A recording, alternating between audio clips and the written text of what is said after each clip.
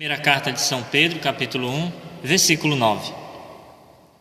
Porque vós estáis certos de obter, como preço de vossa fé, a salvação de vossas almas. Palavra do Senhor. Que verdade maravilhosa é essa que nosso primeiro Papa nos traz. São Pedro está nos dizendo que a recompensa de nossa fé é a salvação de nossas almas. Que maravilha, meus irmãos! Tomemos posse dessa graça para a nossa vida. Por isso que os missionários redentoristas, no final de suas missões, eles fincavam uma cruz com a seguinte escrita: salva a tua alma, porque essa é a missão da igreja. Eu quero dizer a vocês que toda a missão da igreja, toda a vida sacramental e toda a pregação do Evangelho converge para uma única direção: a salvação de nossas almas. Por outro lado, eu preciso dizer que toda ação demoníaca no mundo converge também para uma única direção: a perdição das almas. E quem nos revela isso é a oração de São Miguel, quando ela vai dizer assim, preste bem atenção: precipitai ao inferno a Satanás e a todos os seus anjos decaídos que andam pelo mundo para quê? Para perder as almas. E como Satanás ele é covarde, ele pega cada filho de Deus, meus irmãos, no seu ponto fraco. A uns ele pega pela cobiça, a outros pela mentira, a outros pela sexualidade, pela infidelidade, e vai pegando cada filho de Deus e amarrando as almas dos filhos de Deus para levá-las ao inferno. Nós precisamos ter isso bem claro em nossa mente, que existe uma batalha no mundo espiritual. E que batalha é essa, meus irmãos? Deus enviou Jesus ao mundo para resgatar as nossas almas, e Jesus pagou um alto preço, como disse São Paulo na primeira carta aos Coríntios, capítulo 6, versículo 20. E o demônio anda pelo mundo para perder as almas, como nos revelou a oração de São Miguel. Essa é a batalha que existe no mundo espiritual. E a tática que o demônio sempre usou e sempre usará para nos enganar é a mentira, porque ele é o pai da mentira, como disse nosso Senhor Jesus Cristo em João 8,44. E a primeira mentira nós percebemos quando surgiu o pecado original. Em Gênesis capítulo 3, versículo 4, a serpente primitiva se aproxima de Eva e diz uma mentira para ela.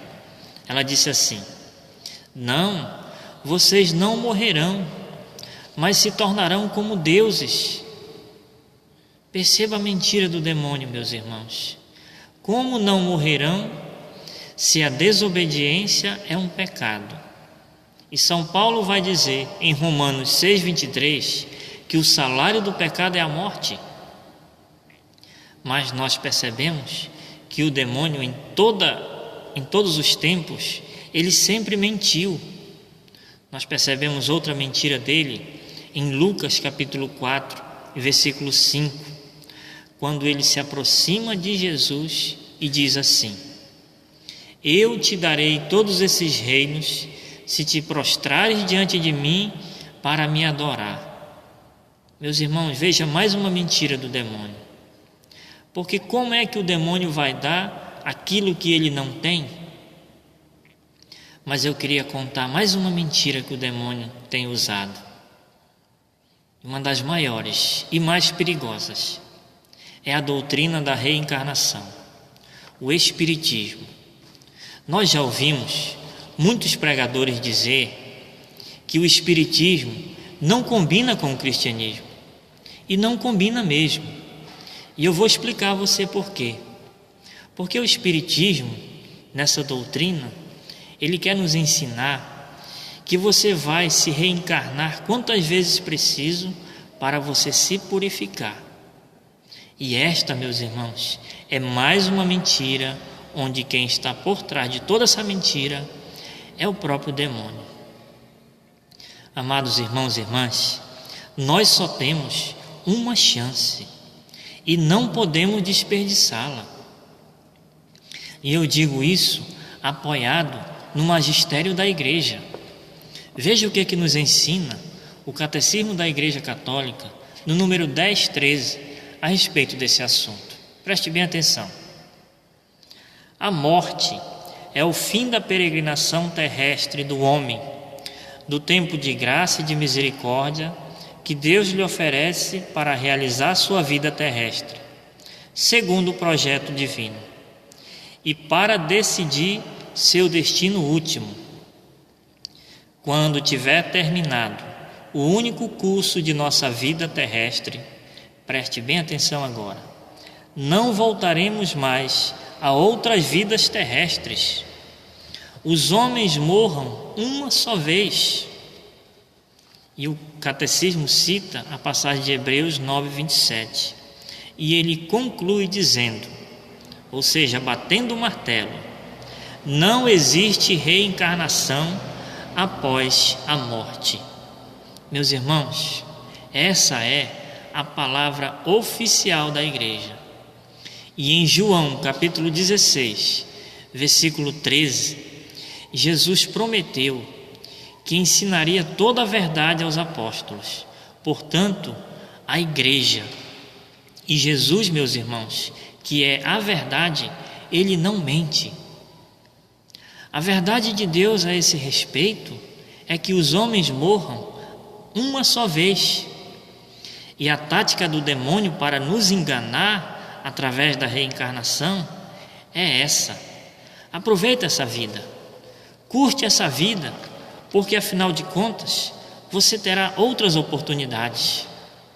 E aqui eu quero lembrar aquela frase dos missionários redentoristas: salva a tua alma, não brinca com a tua vida e não brinca com a tua salvação. Eu comparo a doutrina da reencarnação como um jogo de videogame, onde você perde e recomeça, perde e recomeça quantas vezes preciso. Game over. Só que a nossa vida, meus irmãos, não é um jogo de videogame. A salvação de nossas almas não é um jogo de videogame. Você entraria para viajar num avião que está com a turbina com problema? Você entraria para viajar num navio que está com o casco furado? Então não entre nessa da reencarnação, porque é mais uma mentira do demônio.